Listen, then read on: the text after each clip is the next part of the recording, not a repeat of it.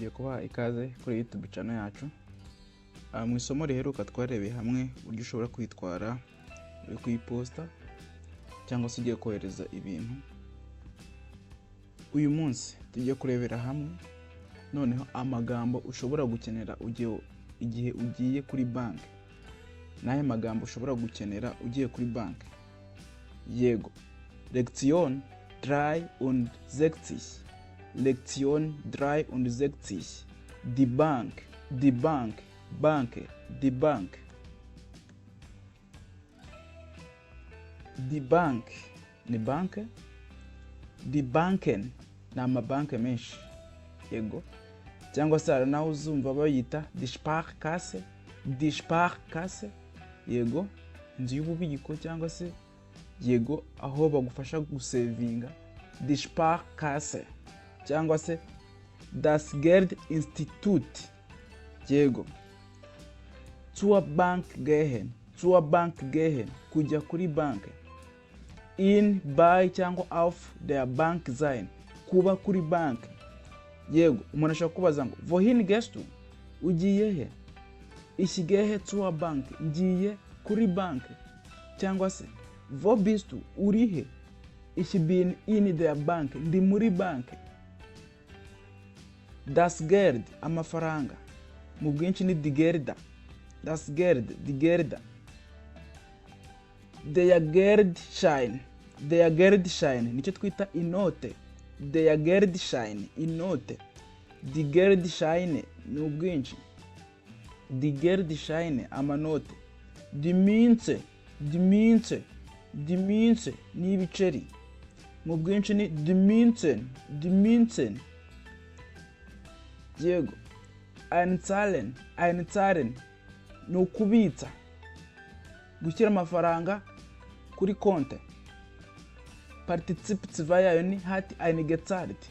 Guten Tag, ich möchte 100 Euro auf mein Konto einzahlen.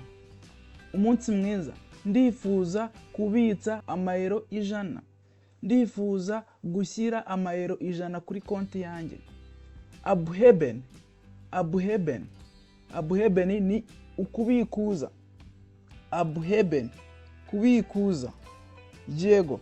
Ushobora kuvuga ngo ich muss heute etwas Geld abheben. Ich habe kein Geld. Yego.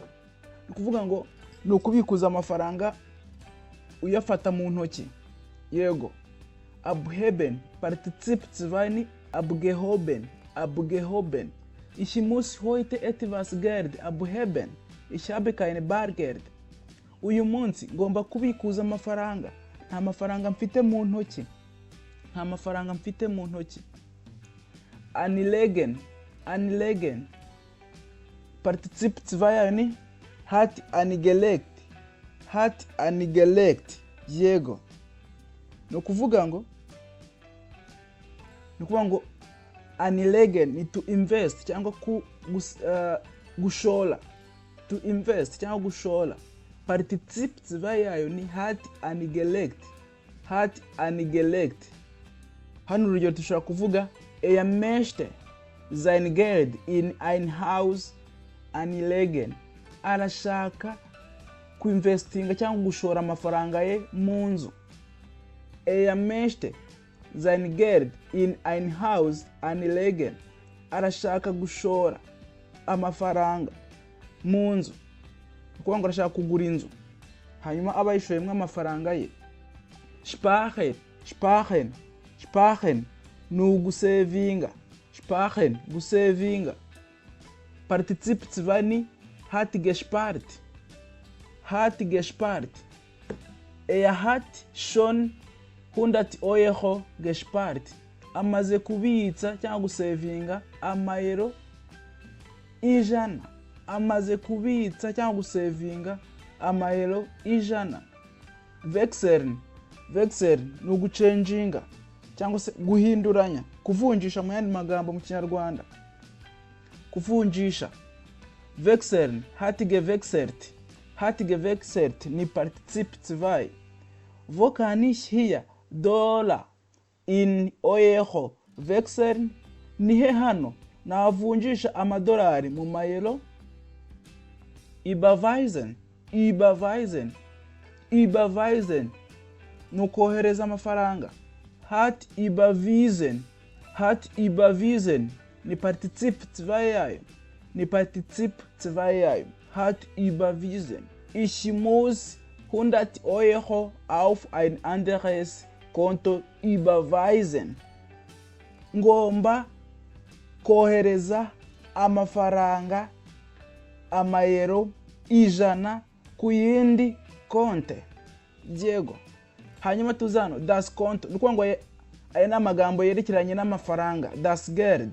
Aya n'amagambo yerekeranye n'amafaranga. Hanyuma tuzano no ku magambo yerekeranye na konti. Das konto. Die kontos. Ni mu bwinshi cyangwa se die konten. Byose barabikoresha. Das Sparkonto. Das Sparkonto ni saving account cyangwa se na account yo gusavingiraho. Das Girokonto. Das Girokonto ni konte isanzwe, current account. Ni konte isanzwe noneho ushobora kugenda ukabikuza igihe ushakiye. Ariko spar account yo haba hari igihe runaka ugomba gusavinga ku buryo igihe cyose utajya kugira ute utajya kubikuza. Eröffnen, eröffnen, eröffnen. Partizip 2 ni hat eröffnet, hat eröffnet, hat eröffnet. Nukuvuga ngo nugufunguza konte. Wenn man neu in Deutschland ist, soll man ein Konto eröffnen. Iyo umuntu ari mushya mu Budage, akwiriye gufunguza konte. Diego. Schließen, schließen, nugufunga. Nugufunga ariko ubwo nugufunga konte. Nibyo turiho aka kanya, nugufunga. Hanyuma Partizip 2 yayo ni hat geschlossen, hat geschlossen. Hano dufite urugero. Ich ziehe ich möchte mein Konto schließen. Umziehen, umziehen ni ukwimuka. Iyi ni trennbare Verben. Nukuvuga ngo ich ziehe ndimuka cyangwa se ngiye kwimuka. Ich möchte meine Konto schließen. Ndifuza gufunga konte yanjye. Der Kontoinhaber, der Kontoinhaber, der Kontoinhaber. Nukuvuga ngo nicyo twita account owner cyangwa se nyiri account. Yego. Hanyuma tuzi ahangaha die Kontonummer, die Kontonummer ni nimero ya konte. Die IBAN ni International Bank Account Number. Ni nimero za konte, yego, ariko ziba zishobora noneho kugira ute kwakira amafaranga aturutse hanze. Yego. Hanyuma tukagira das BIC cyangwa ni BIC, yego. Die Bankleitzahl, cyangwa yego, die Bankleitzahl mu magambo ni BLZ.